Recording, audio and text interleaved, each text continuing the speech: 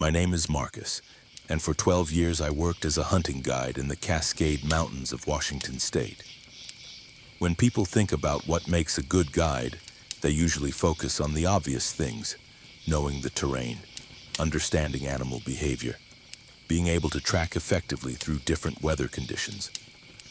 But there's something else that separates experienced guides from amateurs, something they don't teach you in any certification course. You develop an instinct for when something isn't right in the woods.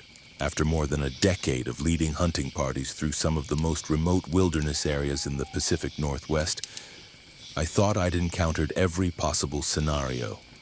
Injured hunters, equipment failures, sudden weather changes, aggressive wildlife.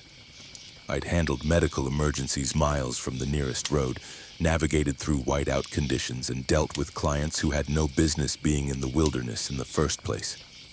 The mountains had tested me in every way I could imagine, but nothing in my experience had prepared me for what happened during the last week of October in 2018. It was supposed to be a routine elk hunting expedition, the kind I'd guided hundreds of times before. 5 hunters, 6 days in the backcountry, covering territory I knew better than my own backyard. By the time we packed up camp and headed back to civilization, 3 of those men would refuse to ever set foot in the wilderness again. One would move across the country within a month, and I would hang up my guide license permanently, despite having no other real skills or source of income. This isn't a story about a successful hunt or the camaraderie that develops between strangers sharing a campfire. It's about the realization that we were never truly alone in those woods, and that something had been watching us with an intelligence that defied every assumption I'd made about the natural world. The group that booked the expedition seemed typical enough. 5 men from different parts of the country connected through an online hunting forum, who decided to pool their resources for a premium guided experience. There was David, a software engineer from Portland, who treated hunting like a technical challenge to be solved through careful planning and expensive equipment. Robert, a retired police detective from Chicago, carried himself with the quiet confidence of someone accustomed to dangerous situations. Tommy, barely old enough to legally purchase ammunition, had saved for 2 years to afford the trip. Frank, a construction foreman from Montana, knew more about wilderness survival than most guides I'd worked with. And finally, Vincent, a quiet accountant from Sacramento who spoke in measured sentences and seemed to observe everything around him with unusual intensity. What struck me about this particular group was their preparation. Most hunters show up with gear they've never used, unrealistic expectations about their physical capabilities, and romantic notions about life in the wilderness. These men had clearly done their research. Their equipment was broken in, their physical conditioning was appropriate for the terrain we'd be covering, and their questions during our initial briefing demonstrated genuine understanding of the challenges ahead. We established base camp on Tuesday morning at an elevation of roughly 4,000 feet in a natural clearing surrounded by old-growth Douglas fir and western hemlock. The location offered good visibility in multiple directions, access to fresh water from a nearby creek, and positioned us within hiking distance of several productive hunting areas. I'd used this same campsite dozens of times over the years without incident. The first indication that something was different came on Wednesday evening. We'd spent the day scouting terrain to the north, identifying fresh elk sign and planning our approach for the following morning. The group was in good spirits, sharing stories around the campfire and discussing strategy for the next day's hunt. Standard procedure was for me to make a final check of the perimeter before turning in, ensuring our food was properly secured and confirming that no equipment had been left outside that might attract unwanted attention from bears or other scavengers. As I completed my circuit around the camp, I noticed something that stopped me cold. In the soft earth near our water source, I found a footprint that didn't belong to any member of our party. The track was enormous, easily 17 inches long and proportionally wide, with clearly defined toe impressions that suggested bare feet. The depth of the impression indicated significant weight, far more than any human should produce. But what disturbed me most was the location. The print was positioned exactly where someone would stand to observe our campsite while remaining concealed in the tree line. I spent several minutes examining the track, trying to rationalize what I was seeing. Bears occasionally leave prints that can be mistaken for human tracks, especially when the claw marks aren't clearly visible. But the anatomy was all wrong. The proportions, the toe placement, the arch structure.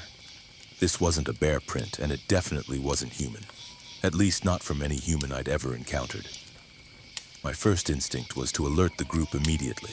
In 12 years of guiding, I'd always maintained complete transparency with my clients about potential risks or unusual circumstances. But something made me hesitate. The men had paid substantial money for this experience, traveled significant distances, and taken time off from their jobs and families. A single unexplained footprint, however unusual, hardly constituted an immediate threat. I decided to monitor the situation carefully and only raise concerns if additional evidence presented itself. That decision would prove to be a mistake that haunts me to this day. The next morning brought our first real hunting opportunity.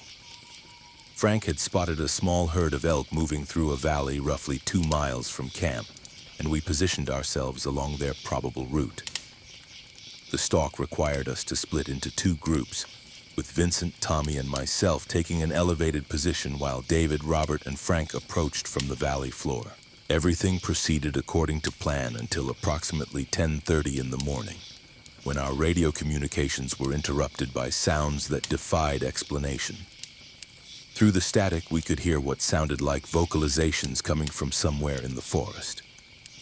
Not animal calls that any of us recognized, but something that seemed almost deliberately structured, like attempts at communication or coordination between multiple individuals. Vincent was the first to voice what we were all thinking. These weren't elk, deer, bears, or any other wildlife we'd encountered in decades of combined hunting experience. The sounds had an intentional quality, rising and falling in patterns that suggested meaning rather than random animal noise. More disturbing still, they seemed to be coming from multiple locations simultaneously, as if we were surrounded by whatever was making them. The radio crackled with interference for several more minutes before falling silent completely. When we finally reestablished contact with the Valley team, David's voice carried an edge I hadn't heard before. They had heard the vocalizations too, but from their position below, the sounds seemed to be coming from directly above them, somewhere near our elevated position. That's when the reality of our situation began to crystallize. Whatever was producing these calls wasn't stationary. It was moving through the forest with enough coordination to position itself between our 2 groups. And it seemed aware of our locations with unsettling precision. Frank, with his extensive wilderness experience, suggested we regroup immediately and return to base camp. For the first time in my guiding career, I found myself agreeing to abandon a hunt based on something I couldn't identify or explain. The hike back to camp took nearly 3 hours. And during that time, none of us spoke about what we'd experienced. There's an unspoken protocol among hunters when something doesn't make sense. You process it internally first, checking your own perceptions against logic and experience before sharing concerns that might sound irrational to others. But I could see in their faces the same questions that were cycling through my own mind. What exactly had we heard out there? And why did it feel like we were being deliberately observed? That afternoon, while the others cleaned their equipment and discussed whether to attempt another hunt the following day, I took a more thorough inventory of our surroundings.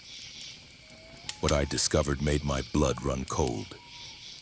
The massive footprint I'd found near the water source was no longer alone.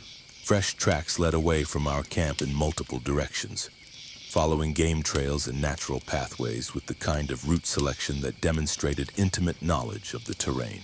But these weren't the chaotic wanderings of a curious animal investigating human presence. The pattern was methodical, almost tactical. Someone or something had conducted a systematic reconnaissance of our entire area, checking sight lines, escape routes, and potential approach vectors. The tracks indicated at least 3 different individuals based on variations in size and gait pattern, working in coordination to map our position. Robert, drawing on his law enforcement background, helped me analyze what we were seeing. His assessment was even more disturbing than mine. The reconnaissance pattern matched techniques used by military or specialized tactical units when conducting surveillance of a target location. The positioning suggested intelligence gathering rather than random curiosity. Whatever was out there had been studying us with deliberate intent. By Thursday evening, the atmosphere in camp had shifted dramatically. Conversations became quieter, and everyone found reasons to stay closer to the fire. Tommy, who had been enthusiastic about every aspect of the trip, kept glancing toward the tree line with visible anxiety. Vincent had stopped participating in group discussions entirely, instead maintaining constant vigilance of our perimeter while pretending to read a paperback novel. The breakthrough came when David, ever the technical problem solver, decided to set up his trail camera system around our campsite.